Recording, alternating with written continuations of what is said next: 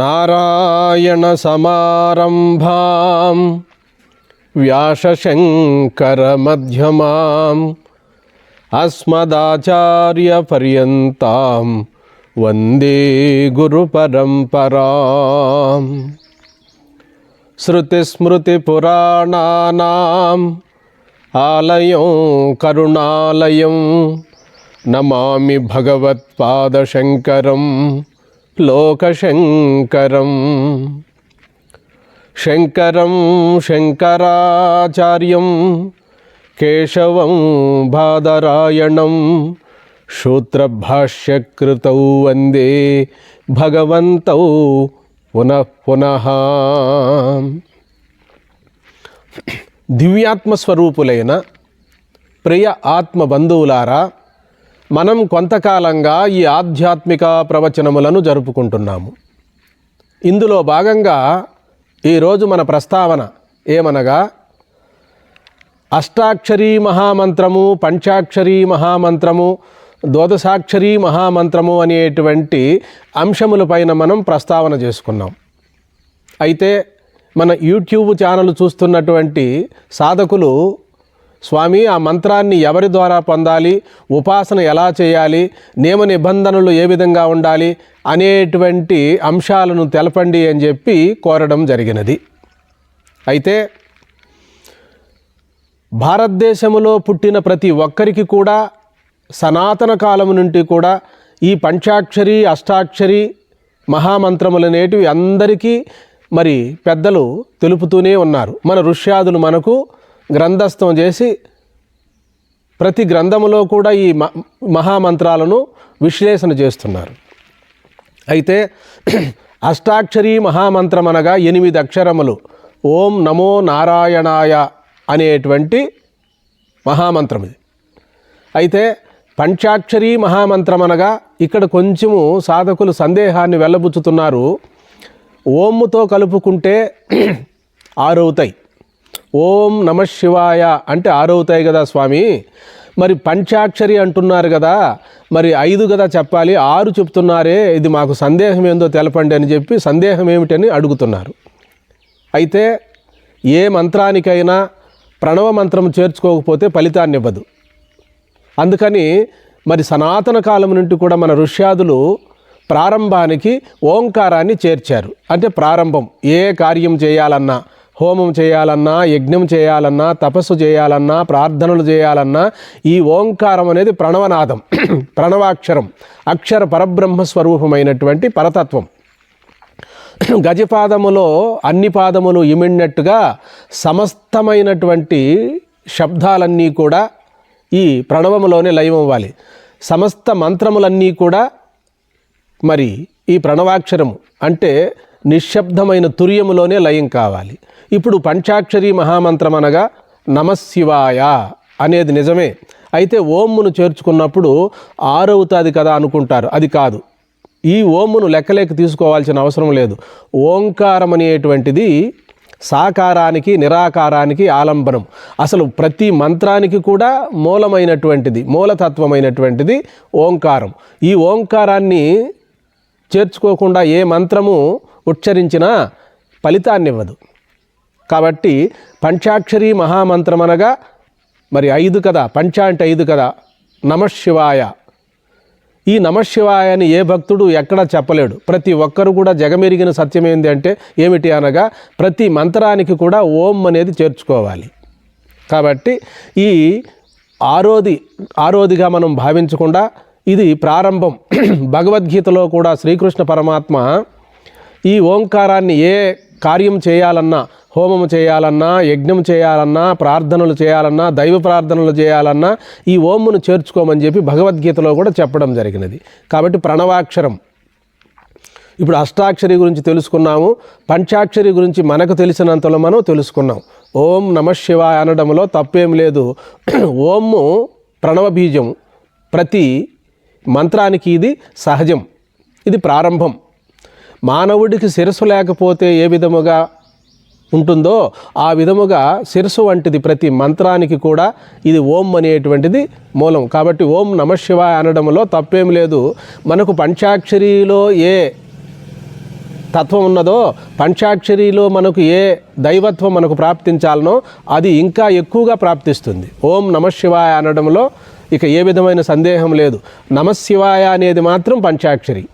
కాబట్టి ఇక ద్వాదశాక్షరి మహామంత్రం. ద్వాదశాక్షరి మహామంత్రం అనగా 12 అక్షరములు. ఓం హ్రీం క్లీం శ్రీం శివాయ బ్రహ్మణే నమః అనేటువంటిది ద్వాదశాక్షరి మహామంత్రం. ఈ మంత్రము వీరబ్రహ్మేంద్ర స్వాముల వారు సిద్ధయ్య స్వాముల వారికి ప్రబోధించారు. ఈ మంత్రాన్ని ఎవరైనా మడి మైలు అనే భేదము లేకుండా 12,500 మార్లు జపాన్ని చేస్తారో వారి లేదా గ్రంథములో రాస్తారో అటువంటి వారికి నా దర్శనము స్వప్నమునందు కలిగేను. వారికి సుఖములు సంతోషము కలిగి ఆయురారోగ్యాలతో జీవించగలరని చెప్పి కాలజ్ఞానములో ప్రమాణాన్ని చూపారు. ప్రియాత్మ బంధువులారా, అష్టాక్షరీ మహామంత్రమైన, పంచాక్షరీ మహామంత్రమైన, ద్వాదశాక్షరీ మహామంత్రమైన ఇవి జపించేటప్పుడు మొట్టమొదటగా మనకు కలిగేటువంటి ఫలితం ఏంది అంటే జన్మజన్మలలో చేసిన పాపములన్నీ కూడా పాప ప్రక్షాళనమైపోతాయి. కొండంత పాపమైన దూది పింఛము వలె సకల పాపములను తొలగించి మనకు క్రమముక్తిని అనుగ్రహిస్తాయి. అందుకనే వాల్మీకి మహర్షి రామతారక మంత్రాన్ని జపించి ఆదికవి కాగలిగినాడు. ఇది మనకు నిదర్శనం.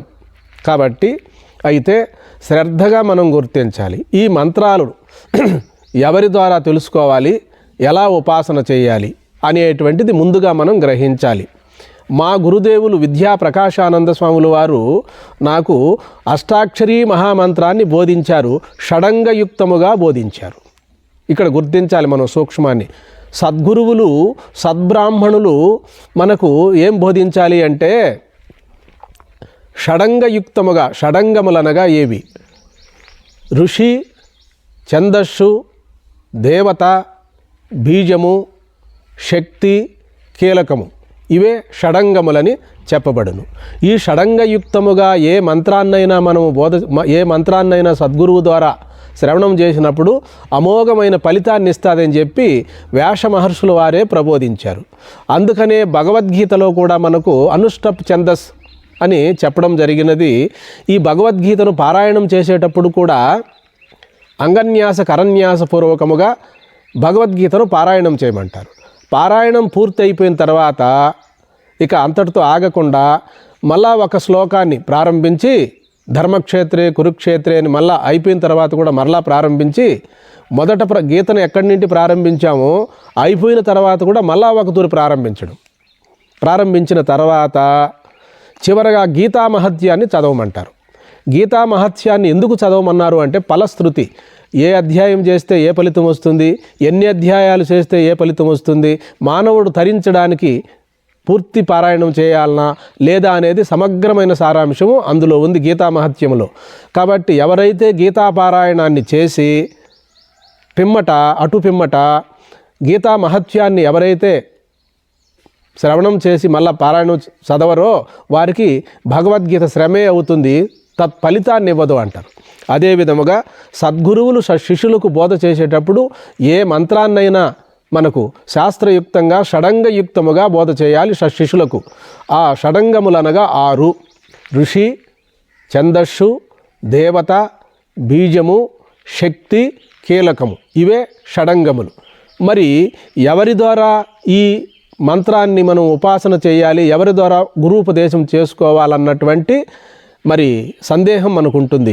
సద్బ్రాహ్మణుల ద్వారా అయినా మనము మంత్రోపదేశం చేసుకోవచ్చు, లేదా సద్గురువుల ద్వారానైనా మనము మంత్రోపదేశం చేసుకొని ఆహారనేమో శాకాహారమై ఉండాలి, సాత్విక ఆహారం తీసుకోవాలి, సర్జన సాంగత్యంతో ఉండాలి.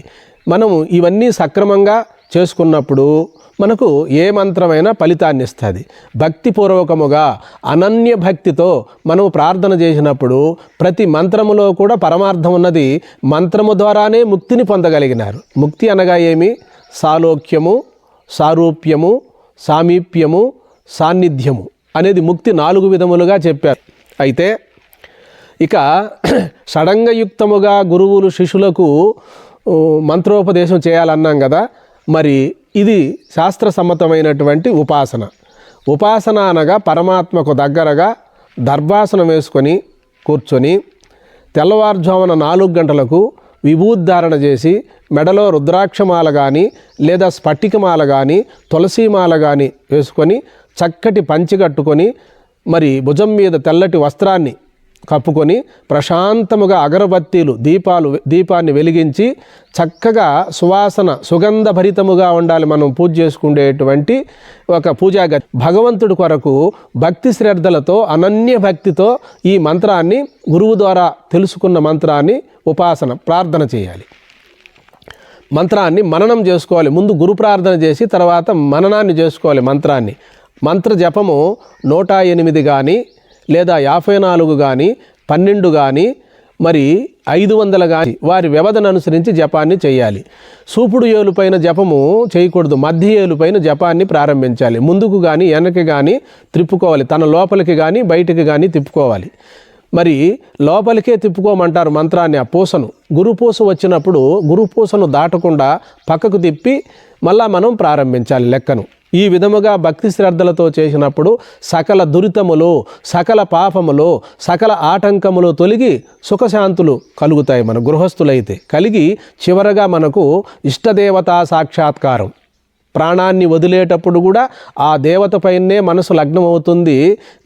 యం వాపి స్మరన్ భావం త్యజత్యంతే కళేబరం తం తమేవైతి కౌంతేయ సదా సద్భావ భావితః అని చెప్పడం జరిగినది భగవద్గీతలో.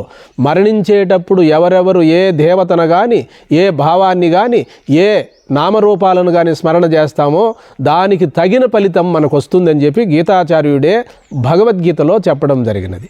అయితే 8 అక్షరాలతో కూడుకున్న మంత్రాలు కొన్ని, మరి 5 అక్షరాలతో కూడుకున్న మంత్రాలు కొన్ని, మరి కొన్ని మంత్రాలు 12 అక్షరాలతో కూడా ఉంటాయి. కాబట్టి వీటన్నిటికీ కూడా షడంగయుక్తముగా మరి జపం చేయమని చెప్పింది. సద్గురువుల ద్వారా కూడా షడంగయుక్తముగా తెలుసుకోమని చెప్పింది. కాబట్టి మా గురుదేవులు విద్యా ప్రకాశానంద గిరిస్వాముల వారు షడంగయుక్తముగానే మాకు అష్టాక్షరీ మహామంత్రాన్ని ఇచ్చారు. అందుకనే మేము అనుభవాన్ని మీకు చెబుతున్నాము. ఏదైనా మేము అనుభవం లేకుండా చెప్పం. కాబట్టి 3 సంవత్సరాలు మేము ఏకదాటిగా ఈ అష్టాక్షరీ మహామంత్రాన్ని మననం చేయడం వల్ల, జపం చేయడం వల్ల మంత్రసిద్ధి కలిగినది. కొంతకాలానికి గురుదేవ మంత్రాన్ని జపించలేకపోతున్నాను, నిశ్చలంగా కూర్చోవాలనిపిస్తూ ఉంది అంటే, నానా ఇప్పటికి మంత్రం సిద్ధి అయింది, తర్వాత నీకు మహావాక్య విచారణ అవసరం అని చెప్పి తర్వాత మహావాక్య విచారణ సద్గురువుల ద్వారా మేము గ్రహించడం జరిగినది. కాబట్టి మరి సిద్ధి పొందిన మహాత్ముల ద్వారానే మనము మంత్రోపదేశం చేసుకోవాలి. ఎందుకంటే తొందరగా ఫలిస్తుంది మనకు. మరి సిద్ధి పొందిన మహాత్ములు మనకు దొరుకుతారా అంటే సద్బ్రాహ్మణులు. వారు నిరంతరము దేవతార్చన చేస్తూ, పూజ చేస్తూ, ప్రార్థనలు చేస్తూ, శివార్చన చేస్తూ ఉంటారు. అట్టి పుణ్యాత్ముల ద్వారా మనం మంత్రోపదేశం చేసుకోవాలి. లేదా మనకు ఎక్కడైనా సద్గురువులు దొరికి ఆశ్రమాల దగ్గరగా ఉంటే వారి ద్వారా మనము మంత్రోపదేశం చేసుకోవాలి. ఇవి అష్టాక్షరీ మహామంత్రము, పంచాక్షరీ మహామంత్రము, ద్వాదశాక్షరీ మహామంత్రము. ఇవన్నీ కూడా నియమ నిబంధనలతో కూడినవి. ఇక సోహం మంత్రం, సోహం శివోహం. ఈ శివోహం అనేది శివుడే నేనే శివుడు అనేటువంటి భావం ఇందులో అంతర్లీనమై ఉన్నది. కాబట్టి సోహం అనగా నేనే అతడు, అతడే నేనని అర్థం. అంటే పరమాత్మయే నేను. ఈ సోహం మంత్రములో ఉన్న ఆంతర్యం ఏమిటి అంటే, సోహం అంటే అతడే నేను, నేనే అతడు అంటే పరమాత్మయే నేను అని చెప్పి ఇందులో ఉన్న రహస్యము. చతుర్విధ మహావాక్యములు ఏ విధముగా జీవుణ్ణి పరమాత్మగా బోధిస్తున్నవో ఆ రహస్యం ఎలాగున్నదో అలాగే ఈ సోహం మంత్రములో కూడా అటువంటి రహస్యమే ఉన్నది. సోహం అనగా అనగా పరమాత్మ, హం అనగా జీవాత్మ. ఈ జీవాత్మ పరమాత్మల ఐక్యానుసంధానమే ఈ సోహం మంత్రములో ఉన్న అంతరార్థము. రోజుకు 21,600 పర్యాయములు జీవుడు జపిస్తూ ఉన్నాడు. అజప గాయత్రి మహామంత్రం అంటారు. ఇది జ్ఞానులకు జ్ఞాన గాయత్రిగా ఉన్నది. మనము ఏ మంత్రాన్నైనా జపిస్తే అది జపము. మన ప్రమేయం లేకుండా జీవుడు నడిపించేటువంటి మంత్రం కాబట్టి ఈ మంత్రాన్ని సోహం అని చెప్పినారు. సోహం అంటే అజప గాయత్రి మహామంత్రము. ఇది 7 కోట్ల మహామంత్రములలో శ్రేష్టమైనటువంటి మంత్రము. ఇదే గురుకీలక మంత్రం అని కూడా మన గురువులు మనకు ప్రపోజ్ చేస్తున్నారు. ఇవన్నీ కూడా ఉపనిషత్తులు ప్రమాణం. ఈ సోహం మంత్రము కానీ, అష్టాక్షరీ మహామంత్రము కానీ, పంచాక్షరీ మహామంత్రము కానీ ఇవన్నీ కూడా మనకు ఉపనిషత్తుల్లోనే చెప్పబడినవి. కొన్ని ఉపనిషత్తులు భక్తి మార్గాన్ని బోధిస్తే, యోగ మార్గాన్ని బోధిస్తే, కొన్ని ఉపనిషత్తులు ఆత్మ పరమాత్మల యొక్క యథార్థ తత్వాన్ని బోధించాయి. అందుకనే మనము భారతీయుడై జన్మించడమే మన మహద్భాగ్యం. కాబట్టి ఏ మంత్రమైనా మనము జపించినప్పుడు అది ఫలసిద్ధి కలుగుతుంది. ఫలమనగానేమి అందరూ పొందవలసినటువంటిది ముక్తి, జన్మరాహిత్యం, జనన మరణ ప్రవాహము నుండి వైదొలగి సావు పుట్టుకులు లేనటువంటి స్థితిని పొందడమే. అయితే మీరు అడగవచ్చు, స్వామి మీరు సద్బ్రాహ్మణులని చెప్తున్నారు, వాళ్ళ ద్వారా ఉపదేశం పొందమంటున్నారు, సద్గురువుల ద్వారా ఉపదేశం పొందమంటున్నారు, మాకు అటువంటి సద్గురువులు దొరకనప్పుడు మేమేం చేయాలి? అందరూ శాస్త్రయుక్తంగానే చేయాలనా, లేకంటే ఇంకేమైనా మార్గం లేదా అంటే, జగమెరిగిన సత్యమేమనగా అనన్య భక్తితో శ్రద్ధతో ఎవరైతే ఈ మంత్రోపాసన చేస్తారో వారికి ఏ ఛందస్సులు కానీ ఏ షడంగములు కానీ ఏమీ అక్కర్లేదు. అనన్య భక్తితో ఎవరైతే ఏ మంత్రాన్ని కానీ ధ్యానము కానీ యోగము కానీ చేస్తారో వారికి భగవంతుడే సద్గురు రూపముగా వచ్చి జ్ఞానాన్ని బోధిస్తాడు. లేదా వారి యొక్క హృదయములోనే అన్ని ప్రశ్నలకు సమాధానం దొరుకుతుంది. వారికి జ్ఞానులు పొందేటువంటి ముక్తిని కూడా పొందగలరు అని చెప్పి మనకు శాస్త్రమే ప్రసిద్ధమై ప్రబోధిస్తున్నది. ప్రియాత్మ బంధువులారా, చుచి ఆచారములు అన్నీ కూడా మానవ సమాజాన్ని ఉద్ధరించి దైవమునందును సమాజమునందును ఒక భక్తి విశ్వాసాన్ని పెంపొందించడం కొరకే ఏర్పాటు చేశారు. వైరాగ్య పురుషులకు ఏవీ అక్కరలేదు. వారికి ఎక్కడ ఎప్పుడు ఏ సమయంలో ధ్యానం చేయాలని బుద్ధి పుడుతుందో వారికి వైరాగ్య సంపన్నులకు భగవద్భక్తులకు ఇక ఏ నియమము అవసరం లేదు. అన్నీ ఉండి కూడా అన్ని నియమములు ఆచారములు ఉన్నప్పటికీ కూడా పరమ విశ్వాసము భక్తి లేకపోతే ప్రయోజనం లేదు. అవేమీ లేకపోయినప్పటికీ కూడా అనన్య భక్తితో భగవంతుని ఆరాధించేటువంటి వారికి ఆ పరమాత్మ అనుగ్రహం తప్పక కలుగుతుంది. ప్రియాత్మ బంధువులారా, మనము ఇక సోహం మంత్రము చేసేటువంటి గొప్ప మహోపకారం ఏమిటి అంటే జీవ బ్రహ్మైక్య స్థితి. ఆ సోహం అనే మంత్రం కూడా ఆగిపోయి కేవలము సవికల్ప సమాధిలో సాధకుడు మిగిలిపోతాడు. సవికల్ప సమాధియే నిర్వికల్ప సమాధికి సాధనం. అలాగే ప్రతి మంత్రం కూడా మనకిచ్చేటువంటి ఫలితం ఏమిటి అంటే సకల బంధముల నుండి విముక్తి కలుగుతుంది. సకల బంధముల నుండి విముక్తి ఎప్పుడు కలుగుతుందంటే సకల పాపముల నుండి విముక్తి పొందినప్పుడే సాధకుడు. ప్రారబ్ధం మాత్రం పోదు. ప్రారబ్ధం భోగతో నశ్యేత్, ప్రారబ్ధాన్ని అనుభవించే తీరవలెను. కాబట్టి మరి ఎంతటి వారికైనా చేసుకున్న కర్మ తొలగాలి అంటే అక్షరలక్షలుగా మంత్రజపం చేయాలి. ఆ మంత్రజపం చేసినప్పుడు పాప ప్రక్షాళనం జరుగుతుంది, అంతఃకరణ శుద్ధి కలుగుతుంది, భగవంతుని యందు అనన్య భక్తి ఏర్పడుతుంది. ఆ భక్తి వల్ల జ్ఞానం కలుగుతుంది, జ్ఞానం వల్ల ముక్తి కలుగుతుంది. కాబట్టి మంత్రోపాసన చేసేటువంటి వారికి మొట్టమొదటగా మరి ఇష్టదేవతా సాక్షాత్కారం స్వప్నమునందు జరుగుతుంది. మనం చెప్పుకున్నాం కదా, యోగాభ్యాసం చేస్తే ఏ ఫలితం వస్తుందంటే ప్రాణాయామం చేసినటువంటి వారికి మొట్టమొదటగా కుండలినీ శక్తి మేలుకుంటుంది. కుండలినీ శక్తి మేలుకుని ఆ సుషుమ్నాలో ప్రయాణం చేసినప్పుడు ఒక్కొక్క చక్రమునందు ఒక్కొక్క అనుభూతి కలిగి చిట్ట చివరగా సహస్రారము చేరినప్పుడు జీవాత్మ పరమాత్మ ఐక్యానుసంధానం కలిగి నిర్వికల్ప సమాధి కలుగుతుంది. ఇది యోగుల యొక్క ప్రగాఢ విశ్వాసము. దీనివల్ల ముక్తి కలుగుతుంది అని చెప్తుంది శాస్త్రము. ఏ ముక్తి అనగా క్రమముక్తి. ఇక సద్యోముక్తి ఆత్మానాత్మ విచారణ చేసుకొని ఇక్కడే చతుర్విధ మహావాక్యములు సద్గురువు ద్వారా శ్రవణం చేయాలి. ఆ మహావాక్యముల వివరణ ప్రజ్ఞానం బ్రహ్మ, అహం బ్రహ్మాస్మి, తత్వమసి, అయమాత్మా బ్రహ్మ అనేటువంటి మహావాక్యాలు. ఈ మహావాక్యాలు 4 కూడా నీవు పరబ్రహ్మస్వరూపుడివే అని బోధ చేస్తున్నవి. కాబట్టి సోహం మంత్రము కూడా అదే అర్థాన్ని మనకు ఇస్తున్నది. ఒకటి ఎక్స్ప్రెస్ అయితే మరొకటి ఆర్డినరీ. చిట్ట చివరగా అందరూ చేరుకోవాల్సినటువంటి గమ్యము పరబ్రహ్మ సాక్షాత్కారము, పరమాత్మ సాక్షాత్కారం. కాబట్టి మనం ఈ జన్మలోనే భక్తి శ్రద్ధలతో గురువులనందు విశ్వాసం ఉంచి మనం ఆత్మతత్వాన్ని అనుభవానికి తెచ్చుకోవాలి. కాబట్టి పంచాక్షరీ మహామంత్రము, అష్టాక్షరీ మహామంత్రము, ద్వాదశాక్షరీ మహామంత్రము, సోహం మంత్రము అనేటువంటి మంత్రరాజనముల యొక్క రహస్యాన్ని మనము ఏదో మనకు తెలిసినంతలో మనం విచారణ చేసుకున్నాం. ఇక సాయంకాలం 4 గంటలకే స్నానం చేసి అవకాశం ఉన్నటువంటి వారు మంత్రజపాన్ని చేసుకోవాలి. మంత్రం ఎంతవరకు చేయాలనుకుంటామో అంతవరకు చేసి ధ్యానం చేసుకోవాలి. ధ్యానము అనగా ఇష్టదేవతతో మమేకమవ్వడం. సాకారము నుంటే నిరాకారానికి రావాలి. నిరాకారం నుంటే మనము పరిపూర్ణ బ్రహ్మమాతృలమై ఆ స్వస్వరూప అనుసంధానంలో మిగిలిపోవాలి. ప్రియాత్మ బంధువులారా, మరి సాకారంలో సిద్ధించకుండా నిరాకారానికి వెళ్ళలేం. ఇది మన భారతదేశంలో ఏర్పాటు చేయబడిన ఒక క్రమం. కాబట్టి సోహం మంత్రము ధ్యానం చేసినా, పంచాక్షరీ మంత్రం ధ్యానం చేసినా, ఏదైనా మంత్రజపం చేసినా ఫలితం ఏమిటి అంటే మనకు ఆత్మజ్ఞానం కలగాలి, జన్మరాహిత్యం కలగాలి, మోక్షం పొందాలి మనం. కాబట్టి ఈ జన్మలోనే అట్టి దైవకృపకు పాత్రులం కావాలంటే శ్రద్ధావాన్ లభతే జ్ఞానం అన్నారు శ్రీకృష్ణ పరమాత్మ.